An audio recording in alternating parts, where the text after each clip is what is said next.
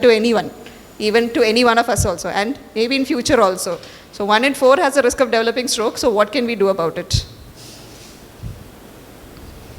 So stroke in general is divided into 2 types. One is ischemic stroke and the other one is hemorrhagic stroke. So ischemic stroke is when there is a disruption of the blood flow to that particular area of the brain due to a blood clot. The second thing is a hemorrhagic stroke. So if a person has to develop a hemorrhagic stroke, either they have an already deceased blood vessel and that blood vessel will rupture and cause a hemorrhage. So why is it important to identify the difference is the treatment is completely polar opposites. On ischemic stroke is different from hemorrhagic stroke. So in the past, we used to do just CT, like MRI and all is much more in the past, probably 2 decades that we have given much more importance to doing MRI. So if you do a CT for a stroke, what happens is that you can only identify, in most cases, the only thing you can identify is that it is not a bleed. To identify that it is an ischemic stroke, there are many problems with doing a CT. Like if you do a CT, you do not find, there will be a lot of old changes. So you don't know whether there is an acute event in that. Some posterior circulation strokes and all will get missed in a CT. So if you go to a center with even just vertigo, people will go ahead and do a CT. And at the end of the day, they will say, CT, there is nothing much. But the reason why they say that is because CT can miss posterior circulation strokes. So that is why even going to a center that has an MRI becomes important when a person complains of giddiness, because posterior circulation strokes can be missed on CT. But yes, the advantage of CT, it's fast, it's cheap, and then we can know that it is a hemorrhagic stroke, because the treatment for hemorrhagic stroke is different and you don't need an MRI for a hemorrhagic stroke. So this is a concept of stroke golden hour. If you look at this figure, it actually from left to right shows what exactly happens to the brain as time progresses. So the first figure on the left, that is in 10 minutes. So the green area is what is known as the penumbra, as in what is the portion of the brain that can be salvaged if treated early. Whereas the red part is what is known as the core area. So as the time progresses, that from 10 minutes down to 6 hours, the core area keeps on increasing. So this is why we keep saying that time is brain, because the more you wait, the more brain gets damaged. So that is why we have to reach at the earliest, and the measures that taken earlier, you salvage a much more area of the brain via either thrombolysis, thrombectomy and other procedures, which I'll be coming to later. So this is why we have to act in the golden hour, and the most important thing is to identify the symptoms. So this was a mnemonic that came up in one of the World Stroke days itself. Somebody had come up with this mnemonic. Initially it was just FAST, later on it became Be Fast. So this is something that is given to the public also, just to make them aware on what are the signs and symptoms of stroke. B is for balance. E is for any eye or visual disturbances.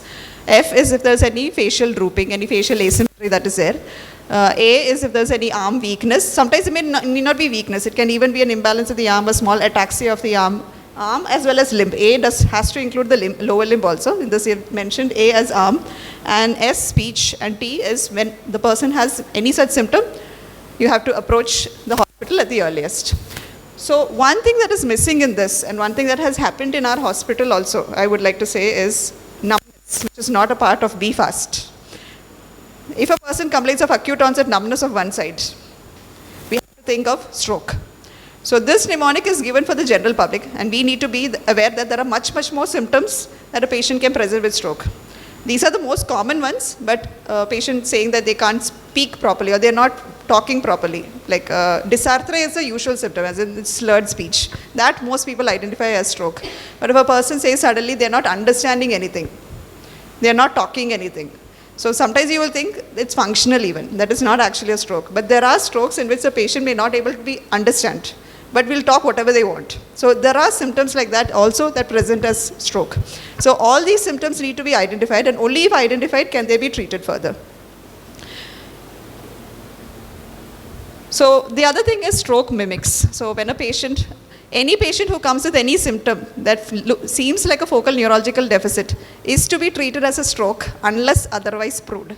So this is an entire list of stroke mimics and how many other diseases can look like a stroke.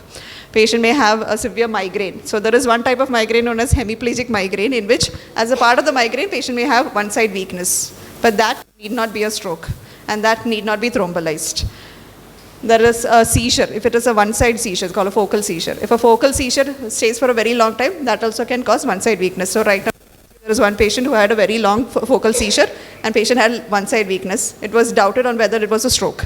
So to identify stroke mimics is something that is very difficult. Sometimes hypoglycemia, hyperglycemia, hyponatremia, some infections, TB causing a tuberculoma can cause weakness, a tumor. There are many other things that can mimic that of a stroke. And even, by the way, functional disorders. That is something which is very, very important. Because many a time, need not be just, typically they will not talk of stress. But clinically, when they come with one-side weakness, naturally what everybody does is, okay, this has to be a stroke. But there has been once a case in which a patient came with one-side weakness, but the facial deviation, which was not correlating with the neurological side. It was completely a different side. If we had done a CT in that patient would probably be thrombolized. Because in the CT, you're saying that, okay, there is no bleed. Because an early CT, you can miss an infarct. That is one thing that is there. You can miss an infarct in an early CT. So in most centers, actually, what is being done is you do a CT and a CT angiogram, and then you decide to thrombolize the patient when the patient comes with one-side symptoms. So one advantage of having an MRI is you can definitely show that there is an infarct. It has to be thrombolized. Because for people, when you start talking to the public, CT is normal. Why are you giving a drug that costs 30,000 or 50,000 rupees is always going to be a question. But why CT is done is because you want to save time. The time that it takes for an MRI and an MR angiogram to happen and then for the patient to get thrombolized is a long duration of time. But many a time it is very useful because it will help to identify these stroke mimics. And we don't have to end up thrombolizing patients for stroke mimics. So the next thing is a transient ischemic attack. Now this is something which is very often ignored, but should never ever be ignored. In fact, it is worse than a stroke. Because what usually happens is if a person has a symptom lasting for just 5 minutes, one side numbness, 5 minutes, and they just let it go. They think it went off, no, what is the problem? These patients who present with TIA have a very high risk of developing strokes in the next few weeks. So that is why those symptoms need to be taken with utmost importance. When a patient comes with a TIA, what happens is we do an MRI, there is no infarct in the MRI. Again, you're wondering why. So that is a peculiarity of a TIA. TIA is a reversible neurological deficit that will occur. The symptom may last maybe up to half an hour and the MRI will be negative. There will be no infarct in the MRI. But what a TIA actually is, it's a marker that, this is an impending stroke. If a symptom lasts for a prolonged duration, only then does an MRI show an infarct. But the moment a patient comes in with TIA, you do every possible investigation because what we are trying to do is prevent the next stroke. So for that, we will actually ask for ECG, we'll ask for echo, we'll ask for angiogram, we'll make sure that this patient does not have another stroke. Patient is also started on medications. So majority public will say, there's nothing on the MRI. Why am I taking medications? So the reason why we are doing that is because we want to prevent the next stroke. So it's our job to convince them that this is necessary. You had a TIA-like symptom. This is necessary. You have to continue medications in order to prevent the next event. Even up to Holter also sometimes we do. When a patient comes with a typical TIA-like symptom, all investigations get done because we want to prevent the next one. So this is a diagnosis of TIA, that is focal neurological signs and symptoms that are explainable by a vascular disease. Now why that definition has come in is because some people will come with a very vague neurological symptom which does not correlate with any particular brain vascular territory or anatomy. So their symptom will be so weird, not every symptom can be taken as a TIA. So that is why it is very important to take the history in that, and that only done once which you are sure that is a TIA clinically, get investigated. All investigations get done. So there's also the scoring system that is ABCD2, just for an awareness sake. There is this ABCD2 score, and the purpose of doing the scoring system for all TIAs is to know whether they require antiplatelets, to what level they should be investigated. That means they should have risk factors for developing a stroke, their age, their BP, what is a clinical feature, if it's a speech disturbance, unilateral weakness. So based on this total scoring system, they get divided into low risk, moderate risk, and high risk for developing future strokes. So now once a patient comes to the hospital on MRI, you confirm that the patient is stroke and the patient has presented within window. So this is the most important part, that is stroke in window. The moment a patient comes to hospital with symptoms like stroke, everything needs to get fast-tracked, especially if the patient has come within 4.5 hours. The purpose of fast-tracking is the same thing. That is, we have to save brain. So for doctors who are doing in the ED, and I think probably the staff should also know that there is something known as the NIHS stroke scale. So the purpose of this stroke scale is that it becomes standardized. Every patient who is coming into a hospital with an acute stroke, you do a baseline of all the clinical examination that the patient has, because the same patient is going to be seen by multiple teams. Like the emergency department is seeing, after some time it is the ICU team that is seeing. So the purpose of this is that you evaluate each symptom, like they may be having ataxia, they may be having visual disturbance, their consciousness level. So it's a component of multiple questions. It's like a very long question and we don't need to know it by heart. There is a printed format for it which we will be giving. I think it's already there in the casualties, but it takes a little time to do, as in to fill that. But the advantage of this is that the next person who is seeing this patient, that is probably in the ICU, knows what was the initial deficit. There is no confusion about what the initial deficit was. And is a standard language which says that this is a score, that means a stroke is bad. Like if the maximum score is 42, as the score of the NIHS score increases, the patient's area of brain involved is more, that means the patient's stroke is clinically bad. So what is the current guidelines right now? So any patient coming to the hospital, acute stroke, you confirm that it is an ischemic stroke and not a hemorrhagic stroke. Every patient within 4.5 hours needs to be thrombolized, unless there are some contraindications. So there are a list of contraindications, absolute, relative, but all these need to be asked. So the drugs that are currently being used, there are mainly 2 drugs that are being used, that is alteplase as well as tenecteplase. And the next thing is, so far we've always been talking about thrombolysis. There's also one more component. That is, we have to look whether if there is a large vessel occlusion. And for that is when we start going ahead with further imaging. So this is a list of contraindications that you're not supposed to thrombolize in. You're supposed to ask if they're having any active bleeding, any recent bleeding, any recent surgeries. If it is an infective endocarditis, like patients with valvular heart disease, they may have infective endocarditis. So if it's infective endocarditis, you're not supposed to thrombolize. If the patient is a dialysis patient, has the patient received heparin? So one very important thing is, in general, all stroke protocol, when a patient comes in, we ask to take blood investigations also. The reason being that many of these patients may actually be cardiac illness patients. If they are on antiplatelets, there's no problem in thrombolizing. But if they are already on heparin, if they are on newer oral anticoagulant, dabigatran, rivaroxaban, many of them will be on it. So once they are on those medications, it is a decision-making process, as in can we thrombolize or can we not thrombolize. So INR becomes very important. So that is why we take investigations the moment they arrive and then send them for imaging. Because if the patient is on warfarin, suppose if they are on a subtherapeutic dose or if their INR level is very low, you can still thrombolize a patient, but we need that INR report. Without getting that INR report, we cannot thrombolize. So that's why it is important to send that INR for such patients before sending the image, before getting the image, because only if you have that INR report can you thrombolize this patient.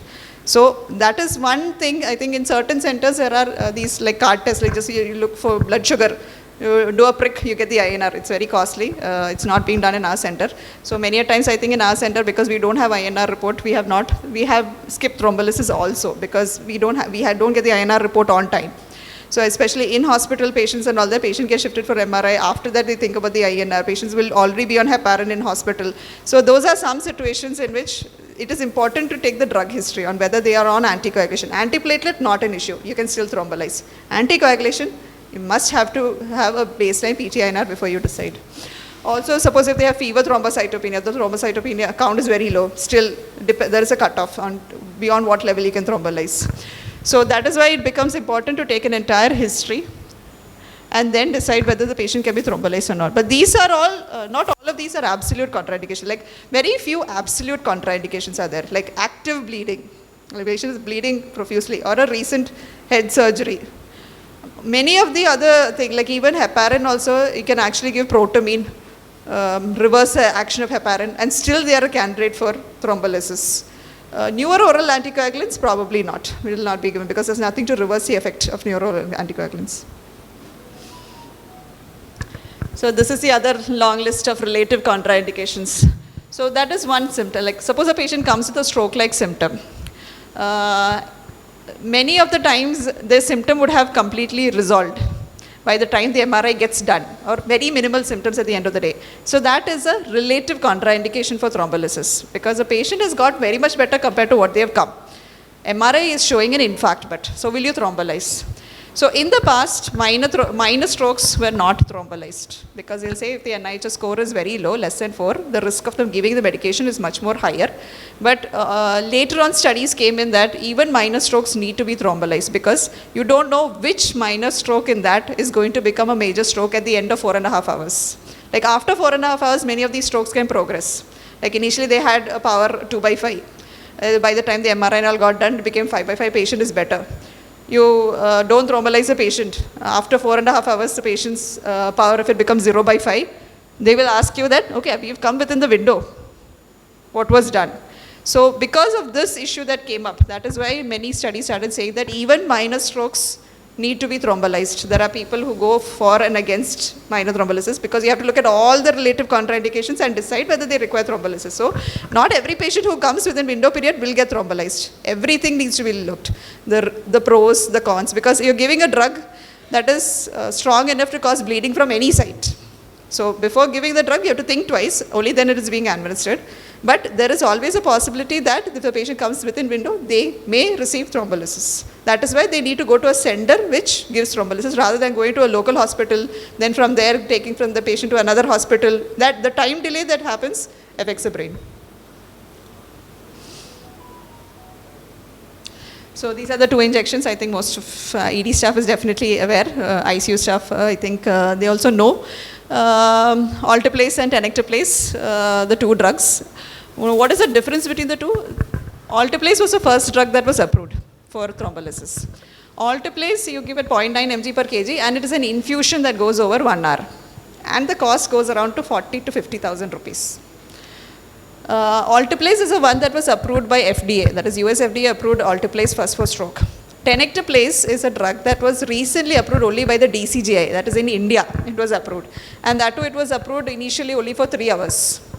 But many of us have been using it for beyond 3 hours. One thing is the cost benefit, as in it's only around 30,000 rupees. It's a single bolus injection, whereas the other one is an infusion that requires an infusion pump and all that. This one is a bolus injection, and even up to 4.5 hours, there are a lot of studies right now that are using it. Only thing is that FDA per se has not approved it, but Indian pharmacy guidelines have approved the use of tenecteplase. And we've not had much issues with tenecteplase also. Basically, it's a hemorrhagic risk that everybody's worried about. Alteplase versus tenecteplase, is there going to be a bleed? Is there going to be an issue when you give the drug? But the standard of treatment, even if you explain bleeding risk, is thrombolysis, unless there are definite contraindications.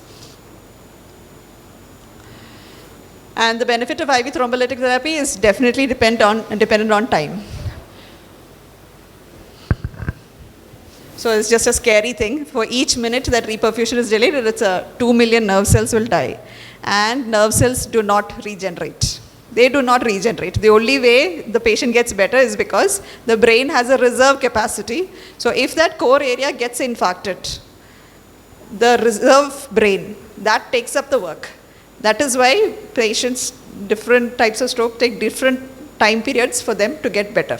So that is because the rest of the brain, or the reserve capacity of the brain, should be high enough to develop neural plasticity. Like there is a modeling of the brain that happens, that the work that was not done by it initially, that other brain cells have to take up the work, and that's how people with stroke improve.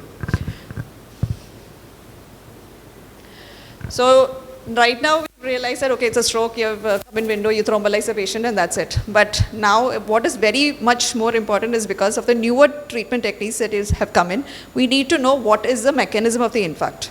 As in, is it a clot, or is it a thrombus that is there within the vessels, or is it arising from the heart? So that is where the importance of angiographic studies come in. That is either an MR angiogram or a CT angiogram. We insist on this because Right now, treatment for stroke is not restricted to only thrombolysis. It goes much, much, much more beyond. There is aspiration techniques, there is mechanical thrombectomy, there is other surgical procedures, endarterectomy, all which can be done. So that is why we go ahead with an MR angio and a CT angio. The information that this gives us is that, is there a large vessel occlusion? Because if there is a large vessel occlusion, you need to know where the occlusion is. Is it within the intracranial vessel or is it within the extracranial vessels? Also, the current advancements in stroke do not allow for thrombectomy and stenting in all areas of the intracranial vessels, because it is not as, so far, not as advanced as cardiac stenting, because the brain blood vessels are very, very tortuous. They go all very difficult. So some areas it is not possible to put in a stent because it is so curved. It goes through so many bony holes and all that. So in such areas you may not be able to put a stent. But if there's an acute clot, you may be able to aspirate it. So in terms of stenting, you always have to see on where the location of the block is, and then you decide on whether it can undergo a procedure or not. But aspiration is something that can be done wherever the site of the block is. So the question is, should the patient undergo a mechanical thrombectomy or a carotid revascularization, depending on whether there is an occlusion. So large vessel occlusion is as much an emergency as acute stroke, in fact, but there is one advantage that we get. As in, for thrombolysis, if we say the time is 4.5 hours, for aspiration mechanical thrombectomy, the time can go up to maximum of 24 hours. So just because the patient is outside 4.5 hours, it doesn't end there. All these are still important. The MR angio or the CT angio is still important, because if there is still an occlusion, there is a possibility that just thrombolysis will not work. Maybe for a transient effect it will work, but still the stroke may progress. So to prevent that progression, we have other procedures like thrombectomy that is being done, and there are many trials that have told that up to 24 hours you can still treat a stroke. So I think this is, if you find out that now many a time a patient comes with TIA, like I said, for some patients with TIA also we will do all the investigations. We do a Doppler or else we do an angiogram, and then we find that there is a block within the vessels in the neck. So this is a site where it is important to know on what is the percentage of the block that is there. Like for instance, if it is a symptomatic stenosis and all that, if it has to be more than 70% stenosis, definitely you're going for a procedure. You have to put in a stent or you have to do a surgical procedure, that is endarterectomy. Whereas if the patient is asymptomatic, now sometimes a Doppler is done for other reasons. Like a patient had a syncopal episode, a transient LOC. So just to confirm that there was nothing else, you do a Doppler. Patient may not have had a stroke or a TIA, but then just like that, when you do a Doppler, if you find that there is a stenosis of 60% and above, it is, if the patient has a very high operative risk, you will just let it go, you will just start antiplatelets. But if it's a low operative risk, you will still advise him that it is better to undergo a stent, because you have a future high risk of stroke if there is a stenosis more than 60%. So the next cause is what I said initially was the vessels or the plumbing, and next is basically the heart. So there are multiple reasons for cardioembolic stroke. MRI itself will give us an idea on whether it's a cardioembolic stroke, because what happens is that if there is an infarct in more than one vascular territory of the brain, like in both sides of the brain if you have infarcts, or on each side of the brain itself there are 3 different vessels that are supplied. You're seeing that there is infarcts in 3 different vascular territories. That itself shows that it could be a cardioembolic stroke. There is a high possibility for it being a cardioembolic stroke. Why? Only when we think it's a cardioembolic stroke will we go ahead with Holter, prolonged Holter, even if you don't find an atrial fibrillation on an ECG, because majority elderly patients, they have intermittent atrial fibrillation, like the pulse is irregular only intermittently.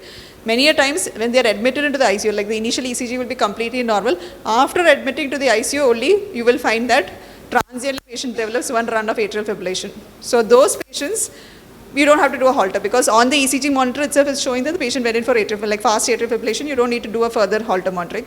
But in case if you don't get, in fact everybody above 65, we even say that we should get a Holter done, because if there is an atrial fibrillation, our usual antiplatelets that we give, ecosprin, cloplet, may not be enough.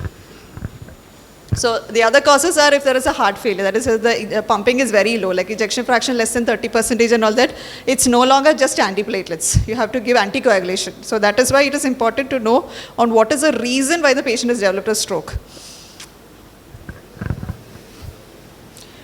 There's this one line that is patent for amenovil. Like I said earlier, young stroke. So many a time, young stroke, the current, you'll usually find some cause, like they may be hypertensive, diabetic. Sometimes even without anything, we will get an echo done, but if it is negative. But for young people, a simple transthoracic echo is not enough because there is something known as a patent foramen. It's basically a small hole that's a connection between the right and the left heart.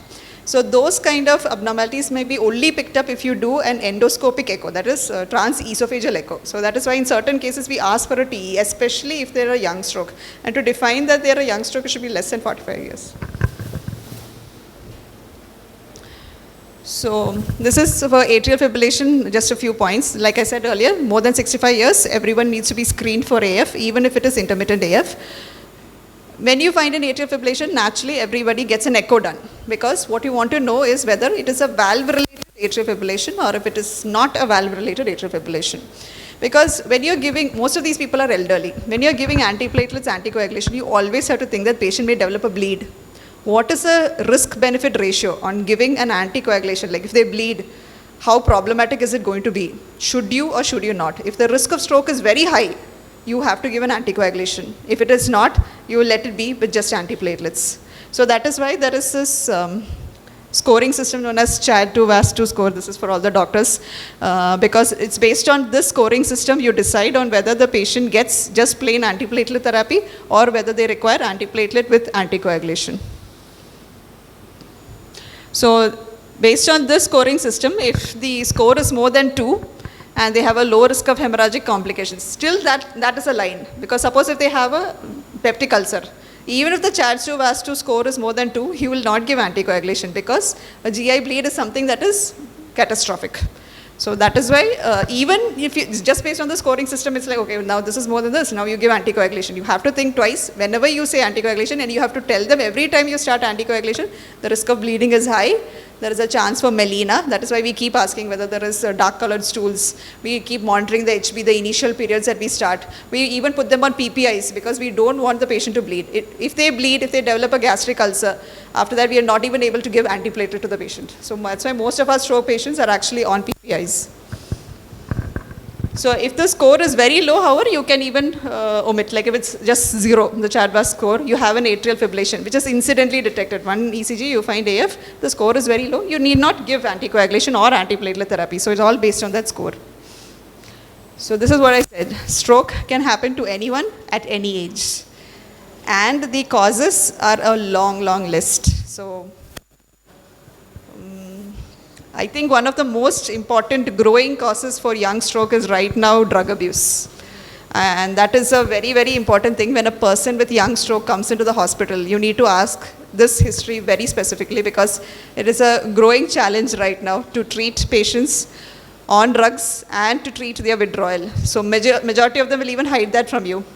But it's very important to delve into that, because drugs like cocaine, amphetamine, phencyclidine, all of these can cause stroke. There are infections that can cause, there are genetic causes that can cause stroke. Trauma can cause stroke, by the way. Road traffic accident, that can cause stroke by the cause of dissection. Even use of OCPs for some people who have inherited thrombophilias as an increased tendency for blood clotting. For young stroke, we send a huge battery of investigations actually.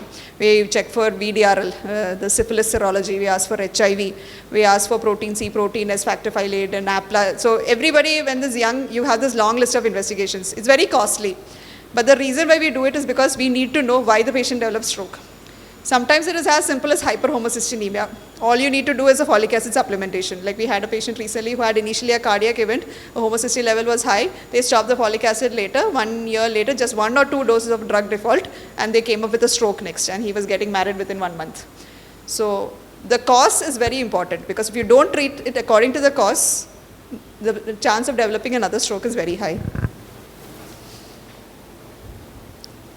So this is the final thing in which you classify stroke. So either a large artery atherosclerosis, if it's a cardioembolic stroke, if it is due to a small vessel disease, like those lacunar infarcts that you see on the MRI reports, and many a time we don't even get the etiology in spite of evaluation. So this, now we're coming to just the basic general management that you need to do when it comes to a stroke. You've gone to the specific treatment. Now there is this other part that we should never forget about. One thing is you have to check the saturation for everyone who comes in with a stroke. They might be a COPD patient, or they might be someone with bronchial asthma. You have to check their saturation, because for an acute stroke, in that period, you have to put them on supplemental oxygen. You have to make sure that their saturation is more than 95. they should, if they're having fever, the fever should be treated because fever can worsen an acute stroke. The next thing that comes is about BP, as in when a patient who comes in with stroke, almost every stroke, whether ischemic or hemorrhagic, though definitely BP is high, as in because of the high BP, they have developed a hemorrhagic stroke. But in most ischemic strokes, patients who have initially on medication, usually always their BP is controlled, suddenly their BP will rise. So you'll get confused. Is it a hemorrhagic stroke or is it an ischemic stroke? Imaging will give you that answer. But just because the BP is high, you don't need to treat everyone's BP at that moment. Because in fact, treating some people's BP at that moment is catastrophic. You should not do it. Like that is why we look for the angiogram even. So if it is, suppose a patient is a window period, thrombolysis, yes, we need to control BP. And that too, the cutoff is 180, 105. It's not even like you don't need to make it 140, 90 in order to thrombolyze a patient. You just need to bring it up to 180, 105. If it is more than that, you need to give parenteral antihypertensives. The other reason when you need to give parenteral antihypertensive is the patient has an additional thing. Like suppose a patient has an MI, simultaneous. It can happen. The patient may have an MI, at the same time patient may have a stroke. So for the MI, you may have to control the BP. That is, if there is hypertensive, altered sensorium, you may have to control because of very high BP. If they have aortic dissection, if it's a pregnant woman with a preeclampsia, you have to control the BP.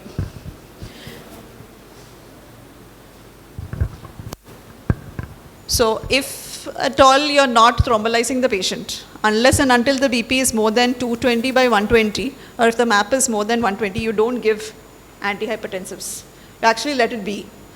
So that is why we keep monitoring BP in patients who have been admitted with stroke. And one very important thing is, do not rapidly reduce BP. That is maximum you can reduce 15% of the initial BP over the first 24 hours.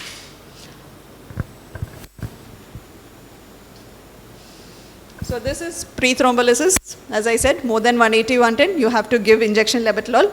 You give one bolus, initial dose could be either 10 or 20 mg depending on the initial BP. And then you can keep repeating the dose after every 2 minutes. And the maximum dose that you can give as boluses is 300 mg. But usually we don't go up to the dose of 300 mg because what usually happens is that they will develop bradycardia. So if they don't develop bradycardia, you can even put it as a labetalol infusion. But labetalol infusion is very costly. So as a drug per se is very costly to put as infusion. So most of the time what we are using is nitroglycerin in order to control the BP. And after thrombolysis, that is if you need to give the drug, the BP needs to be below 180 by 105, but it does not stop there. Suppose you've thrombolized the patient and the BP shoots up. The risk of hemorrhage is very, very high. That is why we say that the patient must be on continuous BP monitoring. We admit the patient to the ICU only for the purpose of BP monitoring. They may be stable after the drug, they may not be having any hemorrhagic complications, but we make sure that for 24 hours they are in the ICU so that their BP never shoots up, their BP remains under control because you're trying to avoid the complication of a hemorrhage. So it should be monitored for 15 minutes for 2 hours, then every 30 minutes for 6 hours, and then every hour for the next 16 hours. If it's intracranial hemorrhage, however, like as in hemorrhagic stroke, the thing is completely different. You have to control the BP because it is a hypertension that has caused the stroke. So you have to anyway control the BP. And in that, if the systolic BP is more than 200 or if the MAP is more than 150, it should be aggressively treated with parenteral medications itself. The target BP should always be between, the systolic BP should be between 140 to 150 for at least 7 days. That is, the purpose of controlling BP in a hemorrhagic stroke is because you're trying to reduce the volume of the hematoma that is there in the brain by controlling the BP. Now, again, I told earlier that if some people, it may be catastrophic if you try and control the BP at that time, because usually when you go to a local hospital, patient has an ischemic stroke, they see that the BP is 220 by 100, they immediately give maybe some injection Lasix, injection mannitol, they reduce the BP drastically. Suppose this patient has a large vessel occlusion, either in the carotid or even within the intracranial circulation. What happens by reducing the BP that drastically is that, like if water has to go through against gravity, because blood goes against gravity, and if it has to go through a narrowed thing, the pressure has to be high. With a very low pressure, you cannot expect the blood to reach the brain. So suppose if that patient's BP gets controlled, you reduce drastically, the BP reduces, that stroke is going to worsen. Whatever was there initially would actually become more because a much more area of the brain does not receive blood. So that is why we say permissive hypertension. That is, in an acute stroke, don't try very drastically to reduce the BP unless and until you're sure that the blood vessels don't have any major obstruction. So that is permissive hypertension for acute stroke. So that is why for the first few days we say, if the BP is only beyond this, give. Otherwise, don't give. That's the reason why we say. Why we even put the patient on fluids is because we don't want them to go into hypotension. We don't want that infarct size to increase. Next thing is monitoring of sugars. We stop all OHAs at that time because the diet becomes erratic in hospital. Hypoglycemia, all can worsen stroke. So that is why we put them on insulin infusion. Or if the sugars are very high, or even irregular intermittent bolus insulin. And it should be maintained between 140 to 180. Now the next thing is cerebral edema. So we need to know that all these patients who develop stroke, as in depending on the initial volume of the infarct, sometimes the initial strokes are so large that, suppose if you have an injury in your hand, if it's a scar that is small, you don't develop any swelling around it. But if it's a big enough injury, you will develop swelling around it. The same thing applies for the brain. If the initial infarcted area is quite large, what usually happens is that around day 2 to day 5, around that infarcted area, the brain starts to swell. So if we don't pick this up early, it is very bad because it is not only the infarcted side that gets affected, the skull will not expand. So that infarcted area, along with the edema around it, will actually push the normal brain also. Now since the skull will not expand, first it will push the brain to the opposite side, then the only other outlet is where the spinal cord is. So next thing is the pressure is so much that will actually herniate. Then that's the end of story. You won't get the patient back. So the purpose of doing GCS scoring, keeping on assessing the neurological status, is making sure that the stroke has not become larger in size and this cerebral edema has not come. That is why every time we say that there's a drop in GCS of this patient after the patient has been thrombolized, we ask for a repeat imaging, because one thing we are thinking of is hemorrhagic transformation. The next thing we are thinking of is edema. So most cases, if you have a large vessel occlusion and the initial infarct volume is very large, we usually start on anti-edema measures. But sometimes it happens that the anti-edema develops so quickly, usually by day 2 and all that.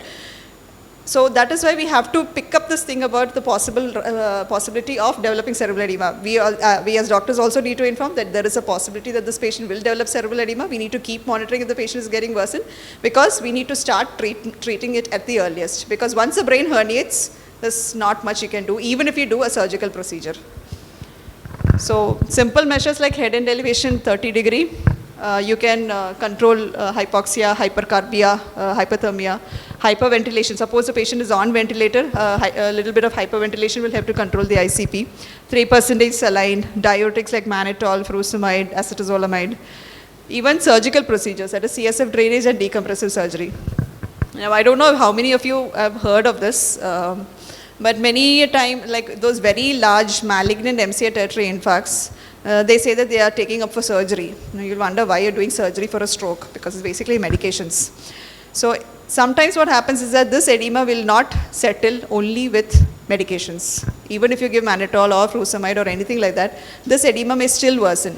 So in order to prevent that, this decompressive craniectomy is a surgery in which you take a part of the skull, you remove the patient's skull, and you let it, it's implanted into the skin so that the blood vessels do not die. They will have staples on their abdomen where the skull is implanted.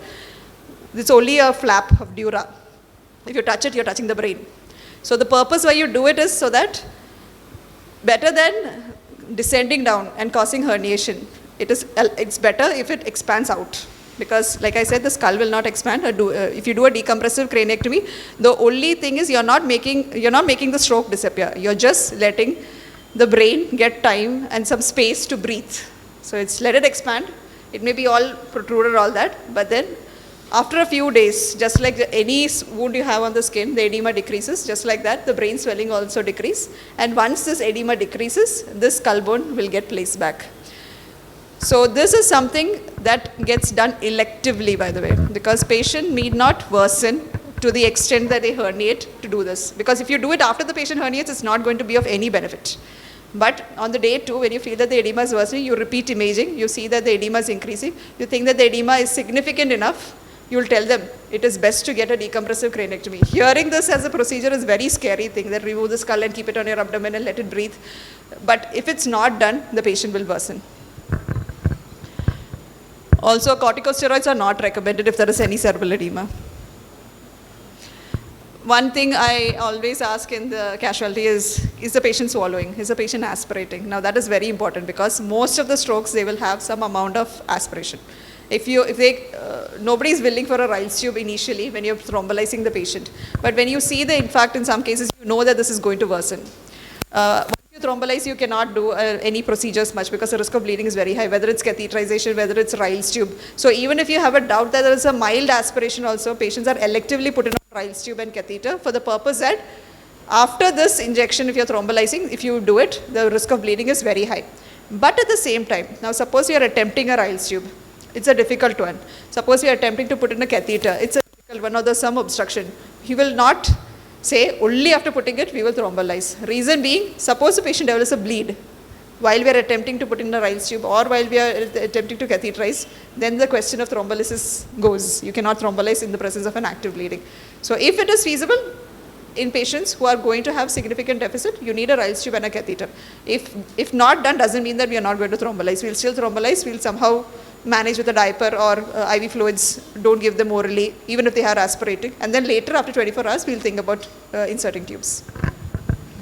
So that is why we put in Riles tube for everyone who we think that is going to aspirate. We advise them to continue Riles tube feeding. And in between, after a few days, we will reassess on how is your swallowing. Are they still coughing? Are they still aspirating? Because if you don't, next thing is an aspiration pneumonia. Dental assessment, very important. Many of them may even have dentures. You may have to remove the dentures. And oral hygiene is important because of microaspiration. Because if the oral hygiene is very bad, it's these bacteria itself which will go into the lung because of these microaspirations, and again the risk of aspiration pneumonia increases. So just putting a Riles tube doesn't solve anything. You need to take care of your oral health also. This is early mobilization. Usually post thrombolysis initial 24 hours we do not do anything. We do not ask them to stand up, sit up, go anywhere. All investigations get restricted because we don't want their BP to fluctuate. We don't want them to worsen. So a passive mobilization may be done, like just flexing the limbs, that may be done. But once a patient is outside the window, once a patient is shifted out, the first thing that we try to do is get them mobile at the earliest. One reason is for improvement's sake, and for physiotherapy, they have to improve with physiotherapy because the rest of the role is all goes into for physiotherapy. Medications have done their thing. It's going to take time. Physiotherapy plays a very important role. Next thing is we want to avoid DVT. Just because they are lying down, they will not move their limbs. If they develop DVT, again it becomes a complication. So DVT prophylaxis, as we said. If it's a hemorrhagic stroke, you cannot give any heparin or anything. You need to put in just in a DVT pump. You need to do passive physiotherapy, and you need to mobilize. And hydration is also very important. Bladder care, now that is also another thing. So not every patient who has a stroke should be catheterized. Like if the patient has is not being thrombolized, patient has minimal deficit, patient is ambulant, you don't need to catheterize the patient because catheterization is associated with the risk of catheter-associated UTI. Once catheterized, dealing with the UTI that comes along with it is a very big task. Then to get that catheter removed is very difficult. Just because the patient is in ICU doesn't mean that the patient needs to be catheterized. If the patient is conscious oriented, patient may have a deficit, but patient is able to tell that he is able to pass urine, it is best not to catheterize. I think our protocols are to catheterize most people who come in, but the problem is afterwards. As in the catheter associated infections that they come in are really difficult to handle because most of them are resistant strains. So at maximum, we try to avoid catheterization, or even if we have catheterized the patient, like even for thrombolysis and all, we catheterize in advance because we don't allow the patient to mobilize for 24 hours. That's why, okay, fine, we can catheterize. But once catheterized, every day we need to check how early can we remove this tube. Most people, bystanders will say, it's okay, no, we'll keep the tube. It's easy for them. They don't have to make the patient walk, go to the bathroom. But we have to convince them, at the earliest, try to remove that catheter because otherwise, once a patient develops a UTI secondary to the catheter, whatever improvement in stroke has happened, that will again deteriorate. So that is a complication. So most strokes, what are the complications of lying down just like that? They develop DVT, they develop UTI, they develop bed sores. So every part and every aspect of that needs to be taken care of. One very important thing which we may actually forget is bowel also. So have they passed stools? Have they opened? Has it opened? Because you need to manage that. It's not something that we can ignore. Yeah, lying down, they may not say. Some of the stroke patients and all that, we need to, that's why we keep asking, have they passed, have they not? Because once it becomes more than 1 week, they have not passed stools, it becomes impacted. Why go through that? So that's why we, in advance itself, give laxatives. Infections, as I told, the moment the patient is developing an infection, the stroke is going to worsen. So we have to prevent it. So in order to prevent, this is one thing I told, maximum removal of the catheter if feasible, and lines, you should rule out the thrombophlebitis that is there, treat that at the earliest. If there is a bulge, change it immediately. And if at all patient develops fever, you need to start treatment for the underlying infection, because if the infection is not managed, the clinical worsening of stroke may occur. And for that, you need to give antibiotic therapy after taking the relevant cultures. So as I mentioned about one particular surgery I mentioned in stroke, that was a decompressive hemicraniectomy. Now, there are other indications in which you will do surgery in stroke. Some patients get referred directly from the casualty itself. One example is a cerebellar stroke. So in case of an ischemic stroke, if there is a cerebellar stroke, that is a posterior circulation stroke, and if it is of a significant volume, there is always possibility, like I mentioned, that cerebral edema, thinking about cerebral edema that comes in, it is much earlier for a posterior circulation stroke. And it is a very simple procedure that if done, we can avoid complications like herniation. So that is why for a posterior circulation stroke, if it's a large cerebellar infarct causing brainstem compression, they should undergo a suboccipital craniectomy. The other thing I mentioned earlier was about decompressive hemicraniectomy, and that should be done at the earliest, best within 48 hours, before the patient develops signs of herniation. So if there is a decrease in the GCS score, that is, if the total score decreases between 6 and 13, if the I score alone decreases by is less than 9, I motor score, if the motor score is 5 or less, that is, if the GCS has dropped basically, you need to start thinking about doing a decompressive hemicraniectomy. Also, if the initial CT or the repeat CT that is done after 24 hours shows that the infarct volume is very large, at least around 50% of the MCA territory, and if there's a midline shift showing that the abnormal brain and the edema of that infarcted area has started to press on the other side, and that has caused a midline shift of more than 4 millimeter, you still have to go ahead with decompressive craniectomy.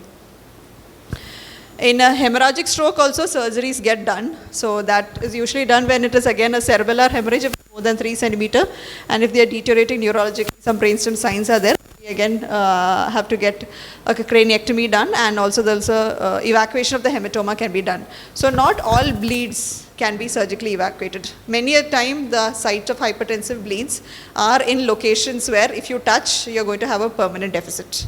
So what you normally do is just control the BP for a hemorrhagic stroke. The blood or the hematoma that is there, if you control the BP, will resolve over time. But for certain areas in which the bleed occurs, if it causes a hydrocephalus, that is, if the central CSF area that is there, if it starts dilating, then we can do procedures like EVD, that is extraventricular drain insertion. You find a tube that is inserted, the neurosurgeons usually do it. That needs to be done. That is basically what is called a CSF diversion procedure. You should let the CSF find another way to go. So now about stroke recovery. As I mentioned earlier, everything that we do in the acute phase, in the hospital phase, and there is this very long phase after this that we don't usually see, that happens at home. Everybody asks how fast will this patient get better? Will the patient get better? There are so many factors that decide on that. First is depending the initial infarct size, the physiotherapy that's being done, the patient motivation, bystander motivation, the lack of infections, the lack of complications, because like I said, if the patient is on catheter, patient is a UTI, patient will remain like that only. The presence of tubes, in many cases, many of them even develop post-stroke depression. Like they become bedbound because they're depressed, thinking that I've got an illness. They won't have any motivation to do a physiotherapy. So every aspect of it needs to be taken into account. And the rule of thumb in stroke recovery is that mild deficits are more likely to make a good recovery than patients with more severe deficits. And the proportional recovery rule states that around 70% they improve, whatever the improvement, that is most patients on an average will improve around 70%, plus or minus 15% of their lost function within the first 3 to 6 months of stroke. So a patient who is having a hemiplegia after 1 year, and they come with us to us as spastic, the question is, will they improve? The chances are less likely. They will have a permanent deficit. So that is why the initial 6 months of stroke recovery is very important, especially if the patient, suppose, has a speech abnormality, patient has an aphasia. We insist you should go ahead for speech therapy. Patient may have an aphasia as well as a weakness. Most people will focus only on the weakness. Everybody may forget about the aphasia part. But after 6 months, expecting the brain to recover without training is a little difficult. It's not that it will not happen, but like I said, 70% plus or minus 15, whatever recovery happens is within the first 6 months. So whatever aggressive management that happens in the post-stroke stage needs to happen within that first 6 months.